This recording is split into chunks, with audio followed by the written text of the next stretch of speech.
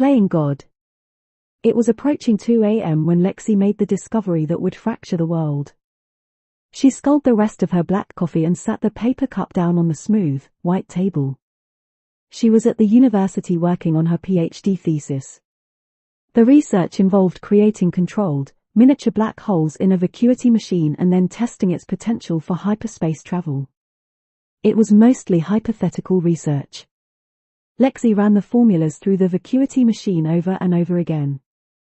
She was analyzing the results of her most recent trial, bleary-eyed from a lack of sleep, when a chill ran from her tailbone to her shoulders.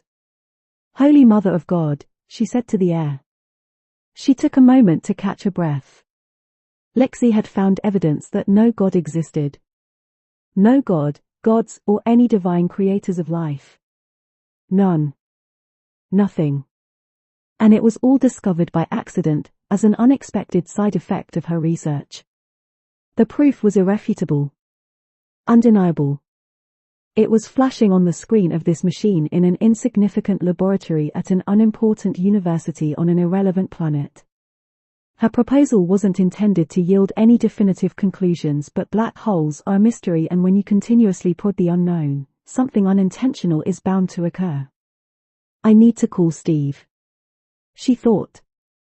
4 to 5 minutes later and her supervisor-turned-lover, Steve, burst through the door of the lab. "Where?" he asked. Lexi pointed to the screen. "I'm certain I interpreted the data correctly, but I need another pair of eyes," she said.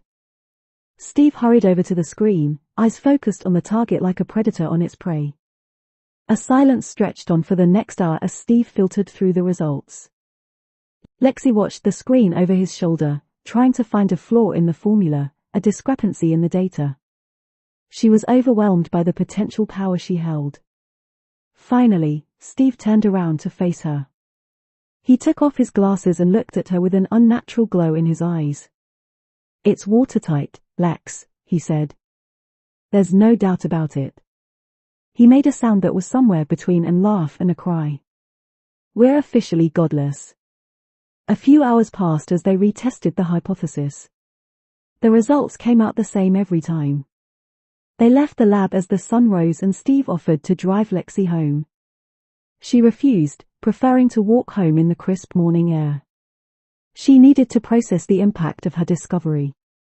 Steve understood, gave her a quick peck on the lips and sped back home in his Subaru. Lexi walked home on the path that followed the beachfront. She breathed in salt and leaves and coffee from a nearby van where a man was selling hot beverages to morning walkers. She bought a black coffee, exchanging a polite smile with the barista, and sat on a bench overlooking the car motion. The discovery did not threaten Lexi's identity. She had never truly been religious. Agnostic, she'd say if the topic ever arose, but she had never based her life on these beliefs. Still, as she sipped her bitter coffee and watched the amber sky give way to blue, she felt as if some mystery or some sort of magic had departed the earth. She watched the passers-by. The runner with a pram, the women laughing and gossiping on their power walk, a dog playing fetch with its owner in the shallows of the ocean. Lexi could already feel the foundations of society buckling under the weight of her discovery. Society was mostly secular these days, but she understood the importance and the need for purpose even if it was an illusion. And here I am, one person who rendered everything meaningless. The realization pierced her conscience like a nail through skin. She couldn't do this. She couldn't take responsibility for it. "I need to call Steve." Steve. She thought for the second time that morning. She pulled out her phone and touched Steve's name. There was barely any time for a ring before Steve picked up. "Lexi." His face appeared on her phone screen. "Steve, listen to me. We can't release the results to the public." "What are you talking about?" "Why not?" he demanded. Tears began to gather around the lids of her eyes. "I can't do it. It's not ethical." His tone changed, became softer and more reassuring. "Oh darling, don't be worried. This is a good thing. Trust me." He paused for a moment. "This is the right thing, Lex." "You can't know that," she countered. I know that it might stop some oppressive regimes and wars. It'll shut up those bigoted zealots for a start. Steve, we're not doing it. We're just not. Her voice was surer now, more adamant. Steve took a deep breath in and pushed the air back out with a long sigh. Look, Lex. This is an amazing thing you've discovered. Don't hide it. The world should know. I'm not so. He interjected, even without religion, people will still find something to believe in. There was silence between them for a few seconds. Plus, I forwarded the research to a few contacts at NASA. They are briefing the president this afternoon. Pope James was jostled out of sleep by his 5 a.m. alarm. He rose out of bed, put on his white robe, its matching sacchetto and his large, silver crucifix which weighed down comfortably around his neck. At the end of the corridor was his private chapel, a room in which he took morning mass alone. The chapel was dressed in cardinal red from the velvet curtains to the patterned, Italian rug on the floor. The red was contrasted by a white and gold altar adorned with roses and cream candles that flickered when lit. Frankincense coated the room with its earthy, sweet notes. A white Jesus on a dark wooden cross hung from the wall above the altar, his face tired and weary. Pope James knelt before the Son of God. O Lord, I come to you to praise you on this great early morning as the sun begins to rise. As he gave his silent thanks, he found his mind wandering to Sister Celia. Images of her tanned skin and soft, brown eyes bubbled to the surface of his memory and he shook his head quickly as if to burst them. Give me guidance to lead and to inspire, give me strength to overcome the trials. Her smile pierced his concentration. Her lips distracted his focus as thoughts of her continued to inundate him. In the name of the Father, Son, and Holy Spirit. Amen. Pope James opened his eyes and looked to his left where the life-sized statue of the Virgin Mary and her baby stood, watching over him with an expression of love and purity. He averted his eyes out of shame, as if she was real and could read his thoughts. The meeting to discuss the discovery was scheduled for 9 a.m. Pope James walked through the arches of the papal apartment halls. The blue and gold-painted ceiling reflected onto the polished marble floor which was so clean it appeared as if a thin layer of water ran across it. Father John, his butler, followed a footstep behind. Are you concerned, Pope James? Asked Father John, not in the slightest. Pope James kept his eyes fixed ahead of him as they spoke. A lot of the world leaders are, Father John pushed. They're nervous about the potential for chaos and instability. Pope James stopped. And are you, Father John, suggesting that I too should be worried about the potential implausibility of our God? Father John didn't shy away from this test of authority. No. My faith is stronger than ever, as I'm sure yours is too. But I've never seen rational world leaders behaving as senselessly as they are now. Some major cities in the USA have been shut down to counteract a potential increase in public violence. That in itself is concerning. A lot of those leaders should be rejoicing, shouldn't they? Isn't this what they've always wanted? Pope James offered no more thoughts and they continued walking in silence. Father John had a point. Uncertainty, often accompanied by fear, was spreading through the masses like an unmanageable viral outbreak, and not just in the USA. The data of the research wasn't public knowledge, but rumors were already placing a strain on the population's peace of mind. They approached the meeting room, a large rectangle outlined by a ring of wooden chairs. Dark, mahogany bookshelves lined the cream walls and a patterned, crimson rug took up the space in the center of the room where one might expect a table to be. Pope James sat at the right side of the room in front of a religious painting. Papal members entered the room in single file and each took their seats on the perimeters. Sister Celia sat a few chairs away from the Pope and they shared a brief smile. Then Pope James stood. Good morning all, he announced. We are here to discuss the academic research of Alexa Miller and Stephen Chalmers which, apparently, provides evidence that God does not exist. A small laugh sounded from the papal members. I would like to note that this is something I would not usually waste our time with. However, a number of world leaders have placed a large amount of pressure on us to investigate the research. Pope James looked across the room, making eye contact with each papal member as he spoke. As modern members of the Vatican, we must work with political leaders and carry out our duties as leaders of the Church to unify the voice of Catholicism. I am hoping that we can be finished with this spectacle before lunchtime. He smiled and the room indulged his cynical dig with a collective laugh. Let's begin. 4 men, all dressed in black suits, took the verbal cue and entered the middle of the room. They began to set up a large computer which looked alien in such a traditionally designed room. The computer was the size of a vending machine and a similar shape too.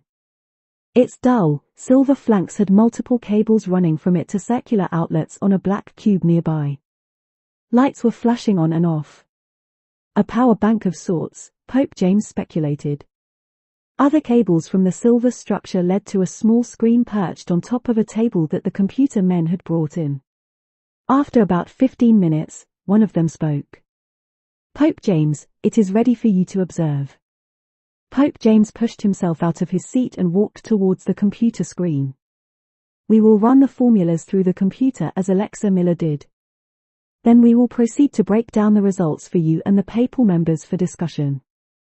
The man's words came off as slightly patronizing, but Pope James brushed his annoyance aside. Okay, let's get this done with. 3 hours later and the room was silent with shock. The suited men had left and taken their hideous technology with them, leaving the members to discuss the events privately. Suddenly, the silence gave way to a cacophony of chaos as members, hit by the reality of the discovery, broke into fits of panic. Silence! Silence! Pope James stood up and shouted above the discordance of voices. Everybody succumbed to his command. What we have witnessed today is indeed alarming and unexpected. But God would not want us to behave like primitive monkeys in light of what we have seen. I am suggesting that this is a sinister ploy by the devil and we should discuss how to approach it. He only partially believed what he had said. Someone shouted from the other end of the room. God doesn't exist and neither does the devil. You all just saw it for yourselves. Our lives and work have been a joke. Another yelled and an angry murmur of agreement echoed throughout the room. For the first time, Pope James was scared. He improvised. If your faith in our Holy Father dithers so easily in the face of a devilish charade, then you no longer deserve to be a part of the Vatican and I ask you to leave immediately. He'd intended it to come out as more of a threat than an instruction and was startled when lifelong friends and colleagues filed out of the meeting room. Only 5 remained, including himself. Father John, a bishop, another priest he did not know well, and Sister Celia. You need to make a public speech denouncing the research, the bishop urged. By saying nothing, you're making a statement. You're admitting that they're right. People will think you agree with them. Father John chimed in and the others nodded in agreement. Sister Celia grabbed his hand. What is he telling you, Pope James? She asked. Everybody fell silent, choosing to ignore the inappropriate physical contact. Pope James became aware of a quiet pecking at the window. His gaze followed the sound and he spotted a pigeon sitting on the stone ledge just outside the window, its head turning directions quickly and sporadically as if it was stuck in a glitch. The others looked at the pigeon too. Pope James. Sister Celia spurred him out of his trance. I will hold a public speech to reassure the believers. He is telling me that there is nothing to fear as long as our faith remains strong. And mine is immovable. He felt his stomach sink as the words left his mouth. Pope James did not sleep for the next 4 nights. The morning of the speech, Pope James rose from his bed and put on his robe as usual. He fixed the silver crucifix around his neck, noting his dark eyes in the mirror. The wrinkles around his face were more pronounced than usual and the color in his eyes seemed to have grayed. He knelt at the altar in his private chapel as he did each day, delirious with anxiety. He hadn't felt the respite of sleep for days and was finding it hard to distinguish the difference between reality and unreality. Weren't they the same thing now anyway? God, give me guidance. Give me faith. Show me that you are real, he pleaded to the heavens, but the words felt weightless. The air in the room felt still. The candles no longer flickered as they usually did. The frankincense smelt burnt somehow. He looked to his left where the Virgin Mary stood. She looked at him and the sides of her smile began to stretch up her cheeks. Her eyes narrowed and her lips split apart, releasing an otherworldly laugh, and Pope James fell from his knees onto the ground in fear. He bolted out of the room, trying to escape the overwhelming sense of claustrophobia. On his way out, he bumped into Sister Celia, sweet-scented and solemn. "Pope James," she gasped. "I heard you yell from your chapel and rushed over. Are you all right?" She held his elbow, offering comfort, and looked up at him. Pope James was breathing rapidly like a panicked child. Sister Celia maintained her composure. "Come with me. I'll make you a tea to calm your nerves. But the speech is only an hour away. I need to prepare. The best thing for you right now is to sit down and breathe." Lexi and Steve sat together on a dirty, blue couch watching the news from a safe house in the middle of wherever. They had moved there yesterday after angry strangers starting attacking them on the streets and just before heated mobs had found their addresses.